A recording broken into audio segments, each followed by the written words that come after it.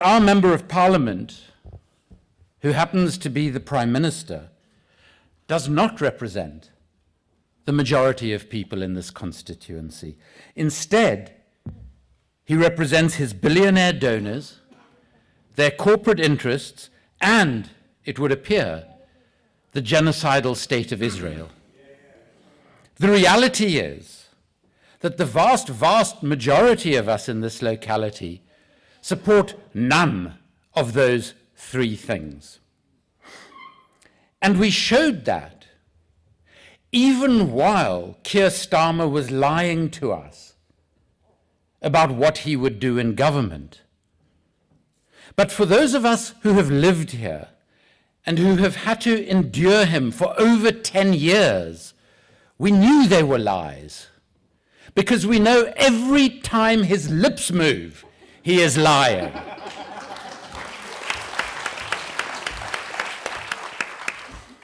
But the reality is that the community of Camden ran an extraordinary campaign against Keir Starmer, and many of those people are here today.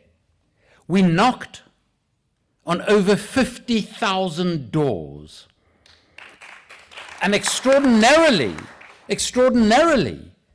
we had people say to us, well, who is our MP?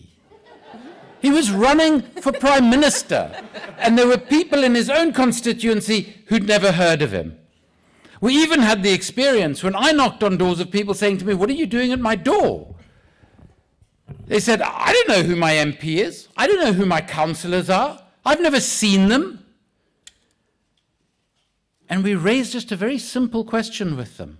Don't you think that we should be represented by people from our community who are talking amongst the community all of the time? And that's why we're at your door.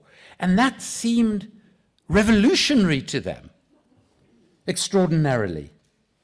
But what we have done out of that campaign, again with a number of people who are here tonight, is we've created something called the Camden People's Alliance locally.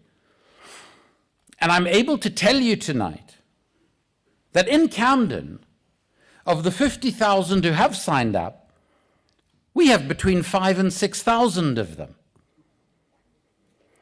And Camden People's Alliance wants to take forward the momentum of the election, wants to take forward the principles and values that inspired the idea of creating a new, what I like to call, movement party.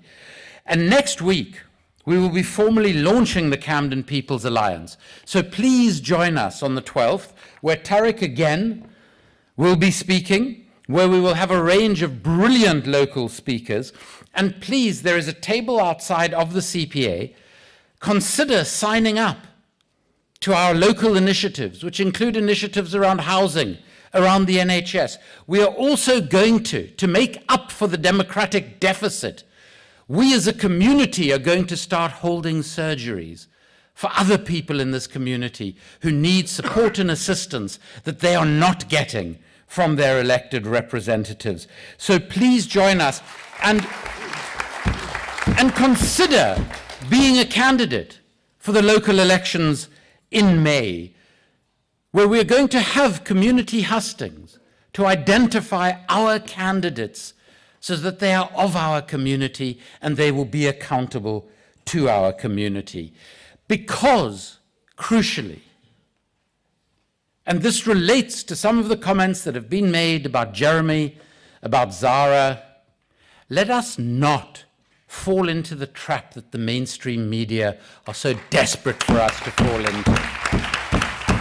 Let us not engage in the politics of personality.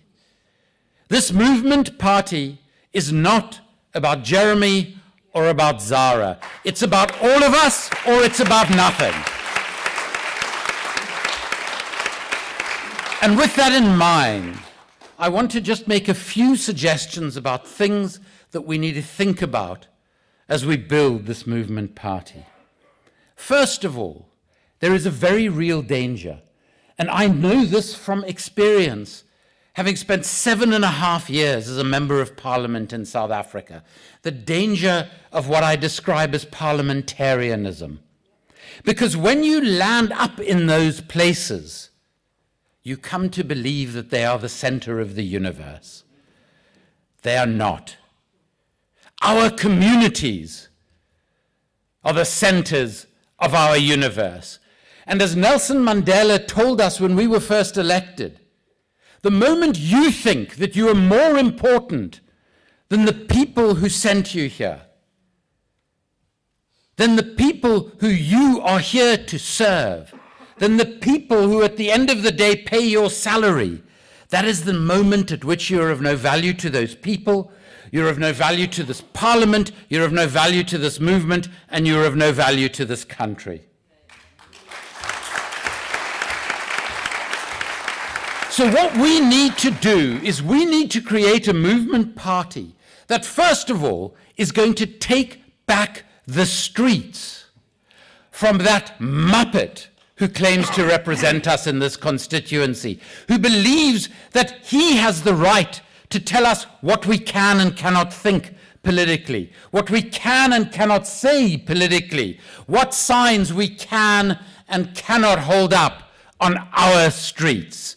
But it is not only about taking back the streets. It is also about contesting for power in those pompous palaces of power, like Parliament and our council chambers. And we need to combine those two things, because if those in those pompous palaces forget why they are there and who they are there to represent, they will be of no value to us. So what we need to do is we need to create a new politics, a different politics. We don't just want to create another party for career politicians. They can go and do that in all of the already established parties. And to do that, as Salma so eloquently said, we have to ensure in this process of the creation of this new movement party and in everything it does, that democracy, transparency, and accountability are at the forefront. And if they are not, it is up to all of us to demand that they are there. It is not for us to look to people to lead us. When we look for leaders, pick up a mirror, because it is us who need to lead this process if it is going to lead to a new and different politics. And as we do this, and the last few months have been difficult, I found that personally so, because for reasons that I still can't fathom, I was arbitrarily asked to be one of the three signatories on the bloody bank account. Boy, oh boy, oh boy. When I nonchalantly said, okay, little did I know. But even throughout this ridiculous quagmire, we cannot forget, and we as the left have to remember this more than any other political grouping. There is far, far more that unites us than divides us.